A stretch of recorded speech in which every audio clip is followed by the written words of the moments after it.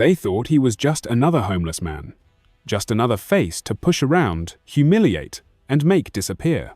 But what two small-town cops didn't know was that Leonard Washington wasn't just any drifter, he was the deadliest Green Beret sniper this country's ever trained. And when they crossed the line, they didn't just start a manhunt, they started a war. What happens next is a brutal game of survival, corruption, and one man's fight to take back his name. Stick around because trust me, you're not ready for how this ends. Let us know what time you're watching and where you're tuning in from. Drop a comment down below, we'd love to hear from you. And if you stand for truth and justice, go ahead and hit that like button and subscribe to catch more stories like this one. Have you ever driven through one of those small American towns where time feels like it's standing still? Where the buildings are sun-faded, the sidewalks cracked, and everyone seems to know everybody else's business? Well, that's exactly the kind of town where this story begins. A quiet little place out in rural Arkansas. The kind of place where folks leave their porch lights on all night, where the American flag hangs from every gas station awning, and where the local sheriff's word is treated like gospel. It's the middle of July. The heat is hanging heavy in the air. You can feel it pressing on your skin like a wet blanket. The blacktop shimmers under the afternoon sun, and the only real sound comes from cicadas buzzing in the trees. It's the kind of heat that makes folks mean if they're not already. And walking along the edge of this town, barely noticed by anyone, is a man named Leonard Washington.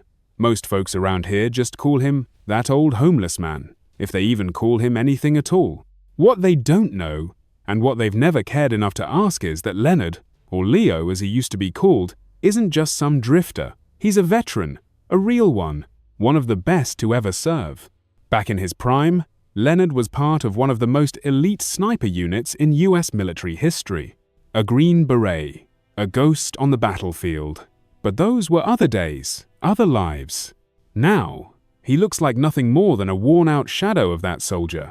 67 years old, grey in his beard, a bad back that never healed right. A battered army surplus coat hangs off his shoulders like it weighs 100 pounds. His boots are duct-taped together, and his eyes, if you ever get close enough to look into them, still carry that cold, sharp edge. The kind of stare that's seen things most men wouldn't dare imagine. He's not from this town. He just ended up here, passing through like so many others who get lost along America's back roads. And this place, it doesn't take kindly to strangers, especially not strangers like Leonard. Around here, a black man with nowhere to be is all the reason they need to start trouble. The kind of trouble no one ever seems to pay for. And leading the charge is Sheriff Hank Rawley, an old-school lawman who's been running this town for as long as anyone can remember. Big belly, bigger mouth, and a reputation for getting his way no matter what it costs. Folks say he keeps the peace, but peace here comes with a price, and people like Leonard, well, they're the ones who always end up paying it. What happens next is going to turn this town upside down. It starts like most days do for Leonard. Quiet, hot, heavy. He's walking the back alleys behind a Dollar General just outside of town. His stomach is growling. His hands are shaking a little from hunger, but he's learned to hide it. You learn not to show weakness when the world's already decided you don't matter. He pauses at a dumpster, takes a deep breath, and lifts the lid.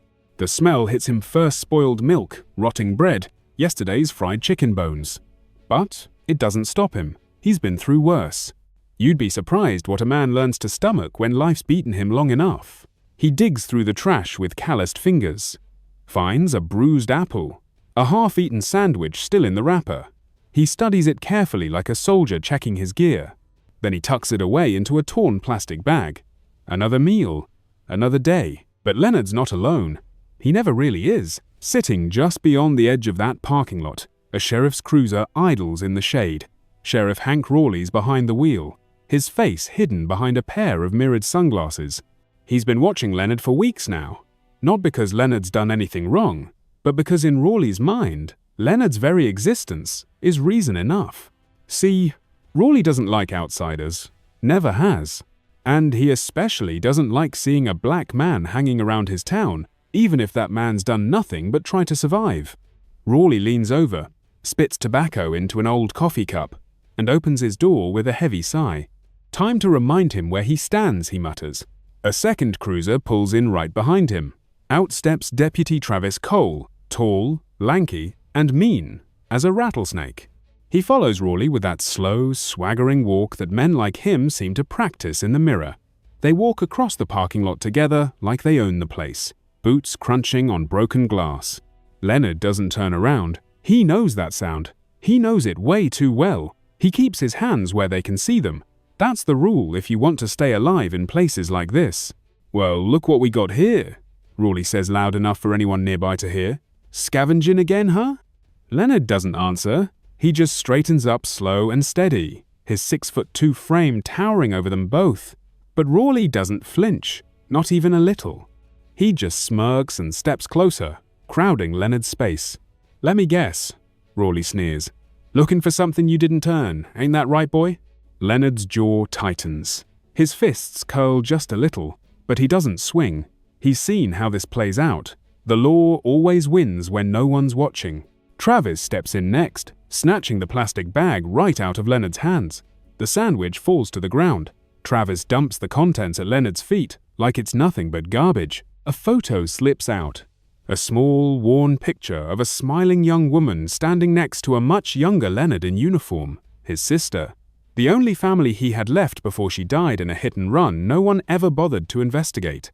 Rawley bends down, picks up that photo between two fingers like it's some kind of filthy rag, and grinds it into the asphalt with his boot. "She's gone, old man," Rawley spits. "Just like you should be." Leonard's blood runs hot, but he stays still, because that's what a smart man does when the wolves circle. He stays very still. Then Rawley flicks his hand, like it's nothing. "Search him." And just like that, Travis grabs Leonard's arms, twisting them behind his back. Another deputy appears out of nowhere and slams Leonard face first into the brick wall of the store.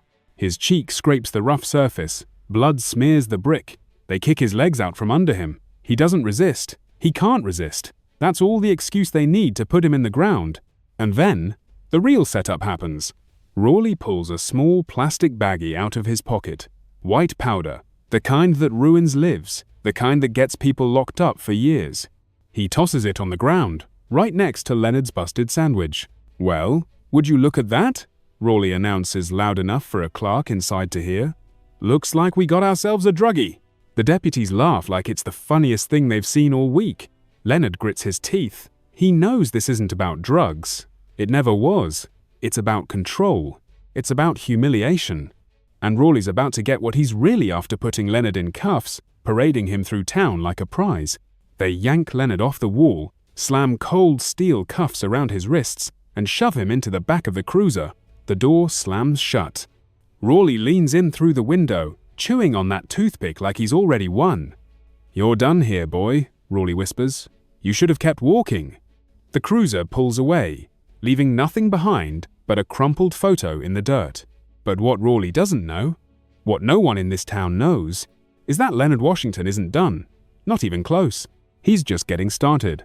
Under the dim, flickering light of the county jail's holding cell, Leonard Leo Washington sat, slumped on a hard metal bench, his face swollen, his lip cracked and bleeding. His hands trembled slightly, but not from fear, from control. Every breath he took was measured, controlled. You'd think after what happened in that parking lot, after the beating they gave him, he'd be broken. But Leo wasn't the kind of man who broke easy. He sat there, silent, his eyes locked on the barred window above. On the outside, he looked like just another washed-up old man who'd finally run out of luck. But on the inside, he was counting. Counting seconds, counting patterns, counting how many times the deputies walked past his cell, how many times the night guards scratched his head or glanced down at his phone. These men had no idea who they had sitting in front of them. They thought they were in control. But they didn't realize they'd just locked themselves in with someone who used to hunt men for a living. Someone trained to disappear. Someone trained to turn a bad position into a perfect trap. Leo leaned his head back, closing his eyes like he was dozing off. But his mind was racing. Every breath slowed his pulse. Every second sharpened his focus. They thought they'd humiliated him. What they really did was wake up a ghost. By the time midnight rolled around, the station had gone quiet. Small towns like this don't run a big operation. 2 men on duty. One watching the monitors, the other half asleep with a coffee cup dangling from his hand. Leo had seen these kinds of operations fall apart overseas. You let your guard down for a second, and you never see the knife coming. Leo shifted on the bench, moving like every inch of him hurt. But in truth, he'd been testing the weakness of the cell door's hinge all night. It wasn't much, just a hairline crack in the old metal frame, but for someone like Leo, it was enough. He waited for the moment the tired deputy at the desk leaned back in his chair, rubbing his eyes. That's when Leo struck. With one powerful motion, Leo kicked the bottom corner of the cell door exactly where the frame had cracked. The rusty bolt gave way with a loud pop. By the time the deputy at the desk shot to his feet, Leo was already on him. He moved like a shadow, wrapping his calloused hand around the man's mouth and driving his knuckle into the soft spot under the man's ear. The deputy dropped like a bag of bricks, hitting the floor without a sound. Leo didn't waste time. He grabbed the keys off the deputy's belt and slipped out into the hallway, moving low and fast. He knew there'd be a second deputy on rounds. He also knew the back door had a faulty lock. He'd seen it earlier when they dragged him in. Seconds later, the second deputy rounded the corner. Leo ducked into the shadows, waiting until the man passed. And before the deputy even knew what hit him, Leo struck again, quick and silent. The man went down, and Leo slipped out the back door, disappearing into the night like smoke on the wind. The town was sleeping, but Leo knew that wouldn't last. Rawley would be back on shift by dawn, running his mouth on the radio, telling everyone a dangerous black criminal had escaped custody. Leo could hear it already. They'd twist it, make him sound like some kind of savage, a threat, something to fear. They wouldn't mention the beating. They wouldn't mention the planted drugs. Number. They'd say he attacked them. They'd say he ran. They'd say he was armed and dangerous. And the worst part? The town would believe it. Because in a place like this, all it takes is one lie to paint a man's whole life in darkness. Leo kept moving, sticking to the tree line on the edge of town. His ribs ached, his back burned. But his mind? His mind was crystal clear. He wasn't running. Not really. He was repositioning. He'd done it 100 times before. You never face your enemy head-on when they've got the whole town eating out of their hands. Number. You disappear. You watch. You wait. And when the moment's right, you hit back. He found shelter that night in an old drainage culvert under the highway. The cool air from the concrete tunnel soothed his swelling face as he laid back, staring up at the stars through the gaps in the overpass above. He listened to the distant hum of police sirens and the crackle of radio chatter echoing through the night. They were already hunting him. The story had already begun to spread. He could feel it in his bones. The lie was moving faster than the truth could ever catch up. But Leo wasn't worried. He knew something Rawley and his men would never understand. They'd taken everything they thought he had, his freedom, his dignity, his name. But they'd forgotten one thing: Leonard Washington had already lived through hell. He wasn't scared of starting a war. And this time, the battlefield was home. Daylight broke over the town of Waverly like a curse. By sunrise, every local news station was already buzzing with the same headline: "Armed fugitive escapes custody, considered extremely dangerous." And right at the center of that broadcast was Leonard Washington's face, an old military mugshot, grainy and distorted, pulled from some long-forgotten database. It showed none of his years, none of his pain, just a younger man in uniform used now as the perfect image to sell fear. Sheriff Rawley stood in front of the courthouse, a microphone clipped to his collar, sunglasses hiding those cold, dead eyes. The reporters gathered in a tight circle, hanging on every word like it was gospel. "Ladies and gentlemen," Rawley began, voice steady like he'd rehearsed it 100 times, "we are dealing with a violent career criminal, a known drifter, a dangerous man who attacked my officers in cold blood and fled custody. We will bring him to justice for the safety of this community." The reporters nodded, the cameras rolled, and back home, good folks sipping their morning coffee started locking their doors, whispering about the threat on the loose. What they didn't know, what Rawley wasn't about to tell them, was that the real threat wasn't running through the woods. The real threat had been running this town for decades, hiding behind a badge. Meanwhile, deep in the backcountry, Leo watched it all unfold on a stolen radio he'd lifted from a fishing shack down by the river. He sat in the shadows of a collapsed barn, tuning the frequency with his weathered fingers. The way Rawley spun that lie made Leo's blood boil, but it didn't surprise him. This was Rawley's game. Control the story, control the people. But Leo had played bigger games than this, and he wasn't planning on sitting quiet while they turned him into some kind of boogeyman. He knew Rawley had dirt. Everybody in this town did. Whispers about backroom deals, drug money, private meetings with men from out of town. The kind of men who didn't wear uniforms but carried more power than any badge. Leo had heard the stories, but he needed proof, real proof. So he did what he always did when the odds were stacked against him. He went back to the skills that had kept him alive for decades: observation, patience, and precision. That night, Leo moved like a ghost through the outskirts of town, avoiding roads, staying off the beaten path. He knew exactly where he needed to bet the old Rayner lumberyard on the east side, a place Rawley had used for years to stash things he didn't want the public to see. It took him 3 hours to get into position, belly crawling through thick brush, until he reached the edge of the yard. He lay there, still as death, watching through a pair of cracked binoculars he'd pulled from the trash weeks ago, and what he saw was all the confirmation he needed. Under the cover of darkness, 2 men pulled up in a beat-up Chevy. Leo recognized both of them Rawley's deputies, Travis Cole and Rick Barnes. They weren't wearing uniforms tonight, no badges, just regular clothes. But what they were loading into the back of that truck, plastic-wrapped bricks, drugs, lots of them. Leo's jaw clenched, his gut twisted. Rawley wasn't just corrupt though, was running the pipeline. Drugs moving in and out of the county while Rawley smiled on camera, promising to clean up the streets. Leo reached into his coat and pulled out a small handheld radio transmitter, another piece of junk he'd rigged together over the years. It wasn't pretty, but it worked. He flipped the switch, tuned into the police frequency, and pressed the button. For a moment, nothing but static, and then his voice cut through, low and steady. "This is Leonard Washington. You're being lied to. Sheriff Hank Rawley is the real criminal. He's running drugs through your streets, protecting white supremacist militias, and framing innocent people to keep his power. Check the Rayner lumberyard. See for yourself." He let go of the button, breathing slow and controlled. He knew every patrol car, every station scanner, and maybe even a few late-night ham radio operators had heard him. He didn't expect them all to believe it, but somebody, somewhere, was going to start asking questions. And that's all. Leo needed a crack in the armor. By morning, the rumors had started. Whispers at the diner, sideways glances in the barbershop, people asking, why would a homeless man know about the lumberyard?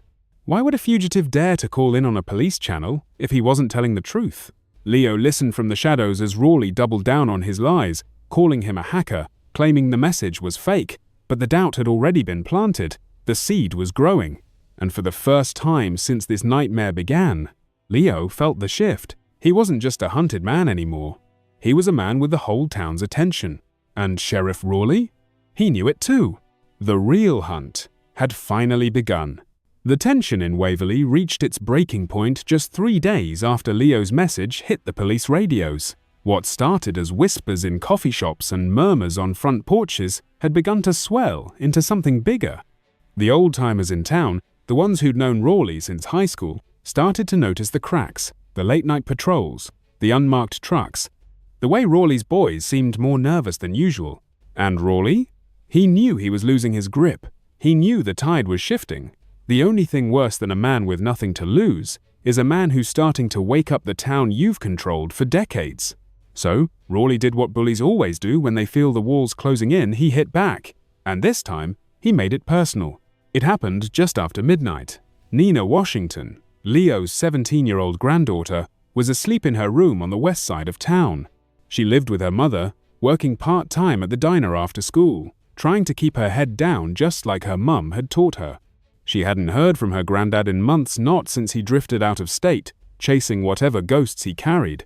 But that didn't mean she didn't think about him. She always did. She was all Leo had left, and Rawley knew it. The black SUV pulled up slow outside their little rental house.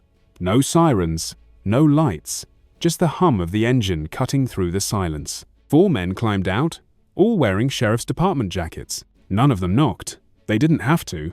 They kicked the door off its hinges like they owned the place. Nina's mother screamed. Nina tried to run, but they grabbed her first. Rough hands yanked her out of bed, dragging her down the hallway while her mother clawed and begged. They didn't say a word. They didn't need to. By morning, the news stations had the footage ready to go. Nina, sitting in the back of a sheriff's SUV, tears streaking down her face. A camera shoved in her face as Rawley stood behind her with that same smug grin. "Tell him," Rawley whispered in her ear, just low enough for her to hear. "Tell him if he loves you, he'll come out." The broadcast played on every station that morning. Nina, trembling, forced to repeat the words Rawley fed her. "Granddad, please stop. You're hurting people. Please turn yourself in." Leo heard it all from a battered radio in the back of an old mechanic's garage. He heard her voice crack. He heard the fear, and something inside him snapped. He'd seen this tactic before in other countries, in other wars. Take the family, break the fighter.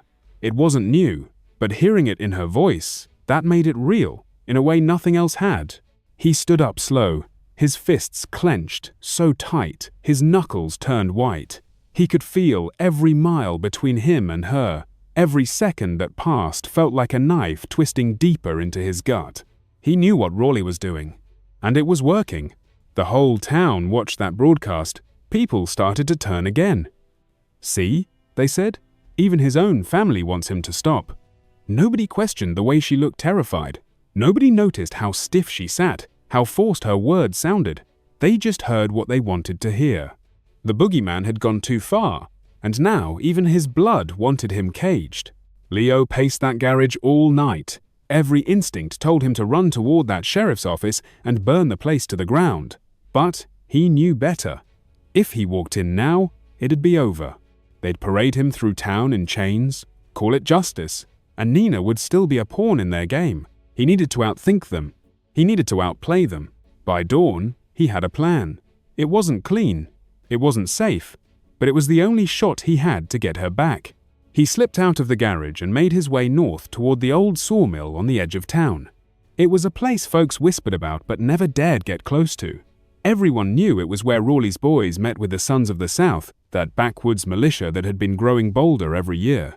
They used that mill as their personal fortress, and if Rawley had Nina anywhere, it was there. Leo moved like a shadow through the woods, his breath steady, his mind locked in sniper mode. Every step was calculated, every movement silent. He knew the layout. He'd been scouting it for weeks. Old habits die hard, and Leo had always known to keep an eye on the places men like Rawley did their darkest business. He crouched on the ridge just as the sun started to rise, looking down at the mill's main yard. And there she was, Nina, sitting on a chair in the middle of the yard, her hands tied behind her back, surrounded by armed men in camo and ball caps. Leo's heart hammered in his chest. This wasn't just about him anymore. This was about her, about every lie Rawley had told, about every innocent life this town had swallowed to keep the powerful in charge. And in that moment, Leonard Washington made a silent promise to himself. He wasn't going to run anymore. Not tonight, not ever again. It's funny what the human mind remembers under pressure. The smell of sawdust, the way boots sound on loose gravel, the weight of silence just before everything explodes. Leo remembered all of it as he crouched on that ridge, staring down at the old sawmill. His hands rested on his knees, steady as stone, his breathing slow and even. His eyes locked on Nina, tied to that chair-like bait. He could almost hear Rawley's voice in his head, taunting him, daring him to come closer, daring him to make the mistake they'd been waiting for. But Leo wasn't the same man they'd dragged into that squad car days ago. No, he was something colder now, sharper, more dangerous. He scanned the yard again, counting bodies. 2 men on the catwalk with rifles, 3 pacing the ground, 2 more near the back door, and 1 standing right behind Nina, holding a shotgun across his chest like it was some kind of trophy. Leo's eyes narrowed.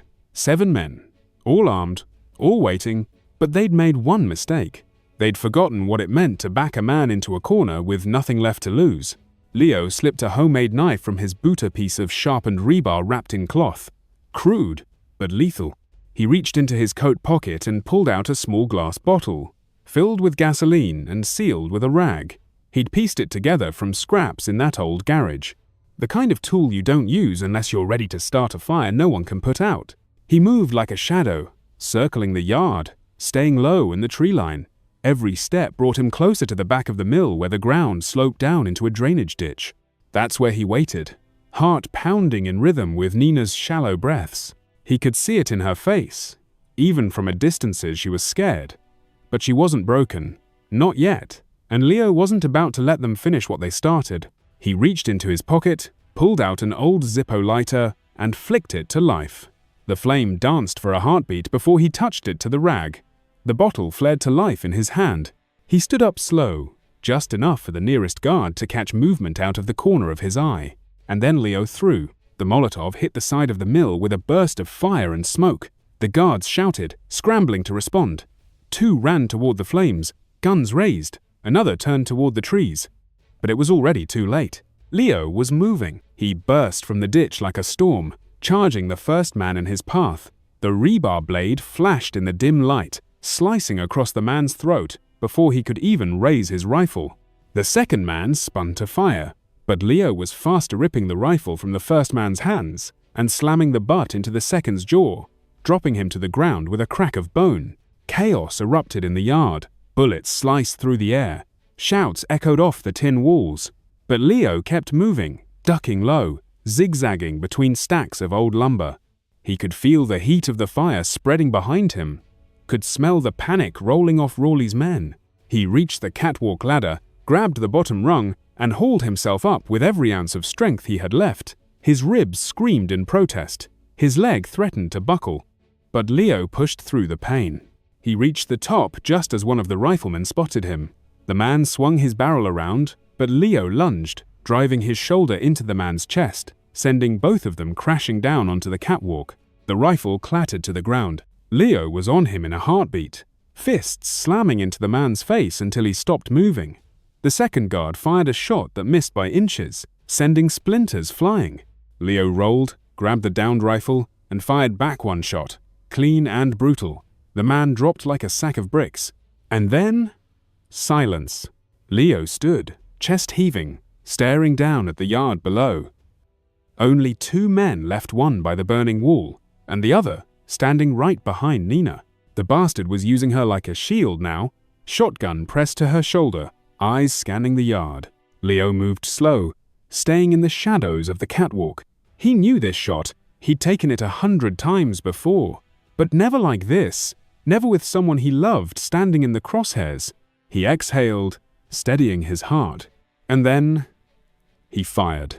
The bullet ripped through the guard's throat before he even knew what hit him. Nina flinched as the man collapsed behind her, the shotgun clattering to the dirt. Leo didn't wait for the smoke to clear. He climbed down fast, running toward her, cutting the ropes with shaking hands. Nina fell into his arms, sobbing. "I got you, baby," Leo whispered, holding her tight. "I got you." They didn't speak as he pulled her to her feet and led her toward the tree line.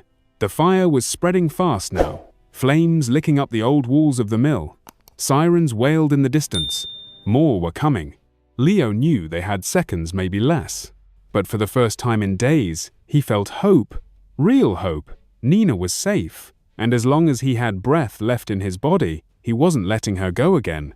They disappeared into the trees together, leaving nothing behind but ash, blood, and the broken pride of men who thought they could break a warrior.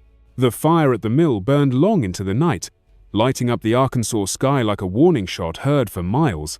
By the time the smoke cleared, Rawley was furious, not because of the men Leo had taken out, not because of the property destroyed, but because Leo had slipped through his fingers again.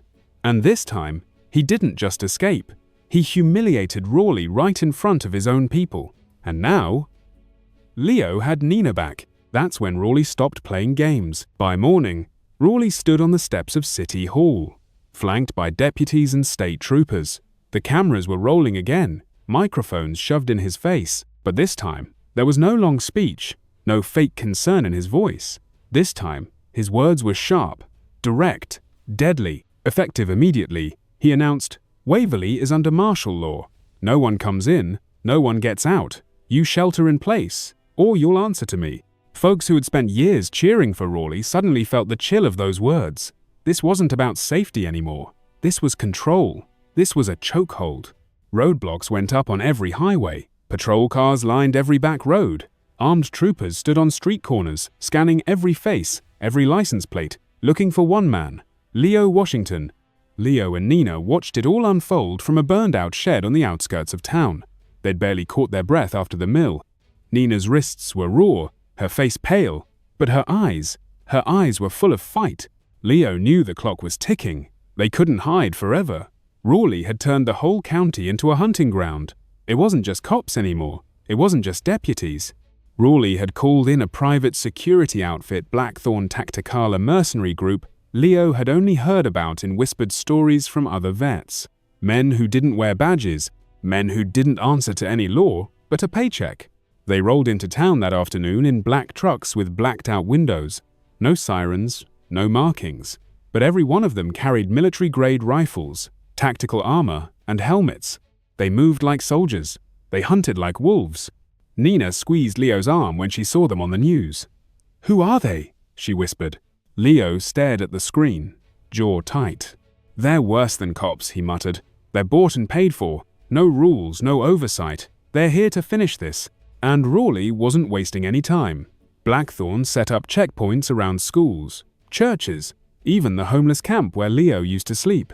Drones circled overhead like vultures, scanning rooftops and alleyways. Any place Leo might run, they were already there waiting. And if that wasn't bad enough, Raleigh made one final move to turn the public completely against Leo. He hijacked the local news station again. But this time, it wasn't just Leo's face on the screen. It was Nina's. Raleigh stood in front of the camera with that same smug grin, holding up a shaky video clipper staged confession. They'd cut together old footage, spliced in audio from Nina's forced plea, and slapped it on every channel. "This is what happens," Raleigh sneered into the microphone, "when you let terrorists threaten our way of life. Even his own family knows the truth."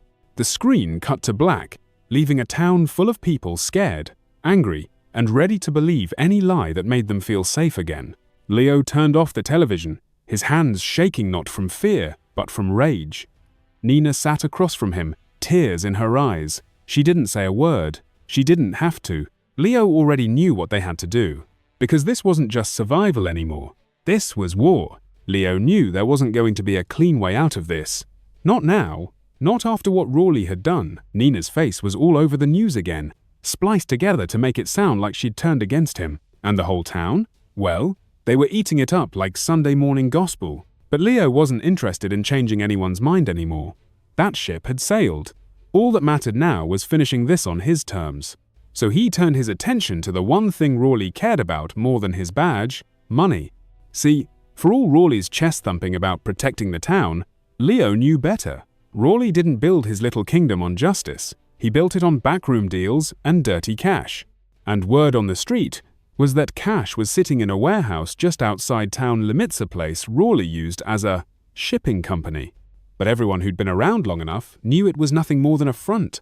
It was risky. Leo knew that, but it was the only way to hit Raleigh where it really hurt. So, as the sun started to set, Leo and Nina made their move.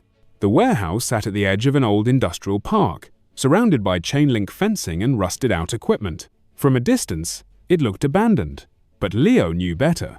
He could see the movement inside, the way the security lights flickered just a little too steady. This place was alive, guarded. Leo turned to Nina, his voice low and steady. "You stay here. No matter what happens, don't move until I come back." She grabbed his arm, eyes wide with fear.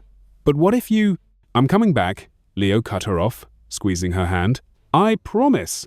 And with that, he slipped into the dark. He moved along the fence line, staying low, keeping his body tight to the shadows. He counted 2 guards at the gate, another near the loading dock, all of them wearing Blackthorn gear. He watched them for a few minutes, memorizing their rhythm. Then, when the timing was right, he slipped through a gap in the fence and made his way to the back of the building. Leo found a stack of old oil drums and a broken window just above them. It wasn't much of a plan, but it was all he had. He climbed up slow, gritting his teeth through the pain in his ribs. Once inside, he crouched behind a pallet of wrapped packages. His instincts kicked in. Quiet, breathe, watch. And what he saw made his stomach turn. Row after row of plastic-wrapped bricks, drugs, guns, stacks of cash bundled tight with rubber bands. It wasn't just a stash, it was a pipeline.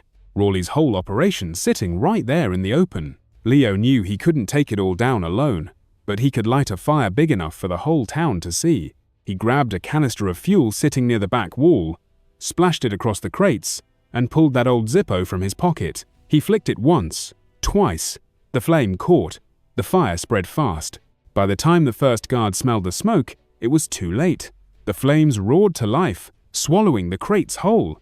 Leo bolted for the door, ducking behind equipment as gunshots rang out. Blackthorn operatives scrambled, shouting into their radios. Leo didn't stop. He made it to the fence, slipping through just as the first explosion rocked the warehouse. The fireball lit up the night sky, shaking the ground beneath his feet. Nina ran to him, wide-eyed.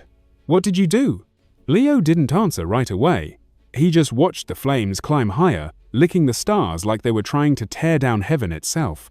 "I hit him where it hurts," Leo finally said. "Now let's see if the town's still buying his lies." And sure enough, they weren't. By sunrise, word had spread like wildfire. People gathered in coffee shops and parking lots, watching the footage on their phones. Local reporters finally started asking the right questions. Why is the sheriff protecting a warehouse full of drugs? Why are mercenaries patrolling our streets? The pressure was building. Rawley's face, once the symbol of law and order, was starting to crack. Leo had made his move, and now it was Rawley's turn to bleed. The warehouse burned for hours. Black smoke stretched across the horizon, like a warning no one could ignore. By sunrise, half the town had seen the flames. Some had driven out there themselves just to see it with their own eyes. And when they did, they saw what Leo already knew was true. Drugs, guns, cash, all of it. It wasn't a lie. It wasn't a rumor. It wasn't some crazy story cooked up by a so-called fugitive. It was right there, burning in the middle of their town, proof that Rawley had been lying to them for years. And just like that, the whispers turned into shouts. People started showing up outside the sheriff's office, holding signs, demanding answers. Some of them were folks who had voted for Rawley, folks who'd believed him, trusted him. And now, they wanted the truth. Rawley tried to hold it together. He went back to the cameras, back to his usual script. He told the town not to believe what they were seeing. He called it sabotage, blamed Leo again. Said it was a setup to make him look bad. But it wasn't working anymore, because people had seen the truth. And once you've seen it, you can't unsee it. Back at the safe house, Leo watched the news with Nina by his side. She was still limping from the bruises and the cuts, but her spirit? It was stronger than ever. She leaned her head on Leo's shoulder, listening to Rawley's voice crack through the static on the old radio. Leo didn't smile. He didn't celebrate. He just sat there in silence, knowing what was coming next. Because a man like Rawley doesn't go down easy. And sure enough, that very afternoon, Rawley made his last move. He called in more men, not just his deputies, not just Blackthorn. This time, it was full-on mercenaries, dozens of them. Bigger guns, bigger trucks, bigger muscle. They rolled into town like a military invasion. Humvees, drones, tactical gear, the works. Rawley wasn't trying to scare Leo anymore. He was trying to crush him, erase him, make him disappear for good. And the worst part? They had Nina's name on their list too. Leo stood up slow, his jaw tight, his hands clenched into fists. He looked down at Nina and knew this wasn't over. Not yet. Rawley wanted a war? Then a war is exactly what he was gonna get. And so, this is where we leave it. Not with a perfect ending, not with everyone safe and the bad guys gone, but with something real, something true. The truth is, Leonard Washington didn't ask for any of this. He didn't come to that town looking for trouble. He wasn't trying to be a hero. He was just trying to survive like so many veterans, so many forgotten faces on the streets of small-town America. But when they pushed him, when they tried to humiliate him, break him, silence him, they forgot one thing. They forgot who he really was, a soldier, a fighter, a man who knew how to stand when standing was the hardest thing to do. Leonard's fight didn't just expose Sheriff Rawley's corruption, it peeled back the layers of a system designed to protect the powerful and punish the forgotten. It showed the world what happens when those in charge use fear to control the people, when they use lies to cover their crimes, when they target the most vulnerable because they think no one will ever fight back. But Leonard did fight back, and though he didn't come out clean, he came out standing. For those of you watching this right now, especially those of you who've lived long enough to see these patterns repeat, you know this isn't just a story about one town. This is the story of a nation. A nation that sometimes forgets its own heroes. A nation that sometimes turns its back on the very people who built it. A nation that still struggles with the weight of prejudice and power. But if Leonard's story teaches us anything, it's that it's never too late to stand up. Never too late to call out the lies. Never too late to fight for what's right, even if the world tells you to sit down and stay silent. So here's what I'm asking you to do. If this story moved you, if it made you think, or remember, or feel something real, share it. Pass it along. Because somewhere out there, there's another Leonard, another voice being silenced, another fight waiting to be fought. And if you believe, like we do, that the truth deserves to be heard, hit that like button, subscribe to this channel, and stand with us as we keep bringing you stories that others are too afraid to tell. Because justice, real justice, only lies when we keep it alive. Thank you for watching. We'll see you in the next one. If there's one thing Leonard's story reminds us, it's this: it's never too late to take a stand. So many of us have seen the world change, haven't we? We've watched leaders rise and fall. We've lived through decades of promises unkept, most broken. And maybe, like Leonard, we've come to believe that speaking up doesn't make a difference anymore. But here's the truth: it still does. Sometimes the fight isn't on a battlefield. Sometimes it's standing up at the town hall. Sometimes it's picking up the phone, writing a letter, or teaching the next generation what's worth protecting. Sometimes it's just having the courage to say, "That's not right," when everyone else stays quiet. Leonard didn't have money. He didn't have power. But what he did have was conviction. And that's something no badge, no title, no lie can ever take away. So if you've still got breath in your lungs and wisdom in your heart, don't let anyone tell you your voice doesn't matter. Because the truth is, we need it now more than ever. If this story spoke to you, hit that like button, subscribe to the channel, and share this message with someone who still believes in standing for what's right.